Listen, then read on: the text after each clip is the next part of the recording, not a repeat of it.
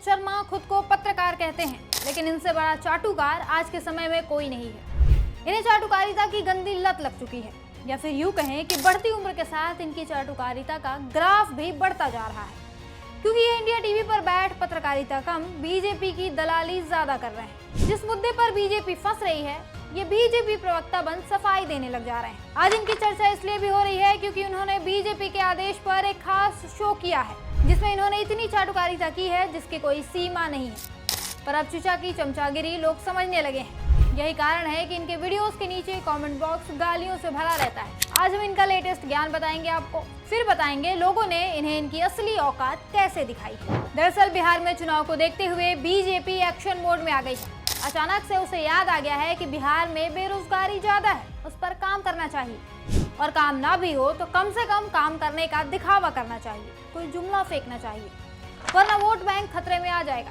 यही सोच बीजेपी ने नीतीश को वही वाला स्क्रिप्ट पकड़ा दिया जो मोदी ने 2014 में सत्ता में आते टाइम पढ़ा था। अरे वही, भाई और बहनों मुझे वोट दो, मैं हर साल 2 करोड़ नौकरी दूंगा। यही सेम स्क्रिप्ट अब नीतीश ने भी पढ़ा है। इन्होंने ऐलान किया है कि उनकी सरकार आने वाले 5 सालों में, मतलब 2025 से 2030 के दौरान 1 करोड़ सरकारी नौकरी और रोजगार पैदा करेगी। अब कहां से करेगी और कैसे, ये गुत्थी खुद नीतीश भी नहीं सुलझा पाए हैं। लेकिन अब मरता क्या न करता, बीजेपी ने आदेश दिया तो इन्होंने जनता के सामने आकर ऐलान कर दिया। लेकिन ये खबर जनता समझ नहीं पाई, तो इसे समझाने के लिए बीजेपी ने अपने फेवरेट एंकर रजत शर्मा का सहारा लिया।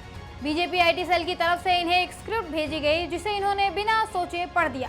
अब इस स्क्रिप्ट का कुछ अंश आपको बताते हैं, फिर आपको भी समझ आएगा ये स्क्रिप्ट असल में रजत शर्मा की है या फिर बीजेपी की। रजत शर्मा ने बड़े ही कॉन्फिडेंस से कहा है, 1 करोड़ नौकरियों की घोषणा सुनकर लगता है कि नीतीश कुमार और बीजेपी की टीम चुनाव आते आते अपने विरोधियों के लिए कोई मुद्दा नहीं छोड़ेंगे।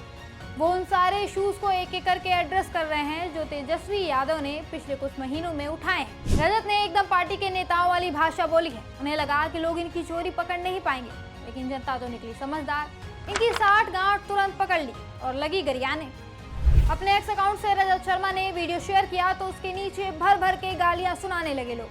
हिमांशु नाम के एक यूजर ने तंज कसते हुए कहा कि सर आप तो पढ़े लिखे हैं, ज्ञानी हैं, आप थोड़ा मुझे समझाइए कि कोई राज्य सरकार 5 साल के अंदर 1 करोड़ सरकारी नौकरी कैसे दे सकती है। मेरी तो समझ नहीं आ रहा, आप थोड़ा प्रकाश डालिए इस पर कि ये नौकरियां कैसे आएंगी, कहां से आएंगी। फिर दिव्यांशु दास ने कहा, देखो देखो ये फिर भाजपा का प्रवक्ता बन बैठा है, आप पत्रकारिता छोड़कर अपने पार्टी को ज्वाइन कीजिए। अमृता त्रिपाठी ने कहा कि आज मंगलवार है, शर्मा जी वफादार है। तो वहीं नीतीश साक्य ने कहा कि दलालों को ऐसा लगता है कि लोग मोदी जी को विकास के नाम पर वोट देते हैं, जबकि ऐसा नहीं है। लोगों को मोदी के विकास पर रत्ती भर भी विश्वास नहीं है। लोग मोदी जी को केवल हिंदुत्व और कांग्रेस के प्रति फैलाए झूठ पर भावनाओं के आधार पर वोट देते हैं।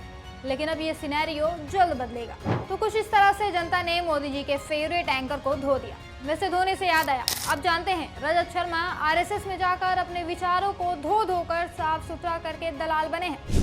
जो लोग नहीं जानते उन्हें बताना चाहूंगी कि रजत शर्मा का बीजेपी प्रेम कोई नया नहीं है। ये लंबे समय से बीजेपी और आरएसएस के प्रति ईमानदार है। इसका सबूत है ये तस्वीर। इस तस्वीर में तीसरे स्थान पर दिख रहा शख्स कोई और नहीं, रजत शर्मा ही है। रजत शर्मा एबीवीपी और आरएसएस के सक्रिय सदस्य रहे हैं। वहीं से इन्होंने दलाली की पूरी ट्रेनिंग ली है। इसी के साथ हम आपसे विदा लेते हैं। तब तक आप दलालों को ऐसे ही गरियाते रहिए और मजे लीजिए।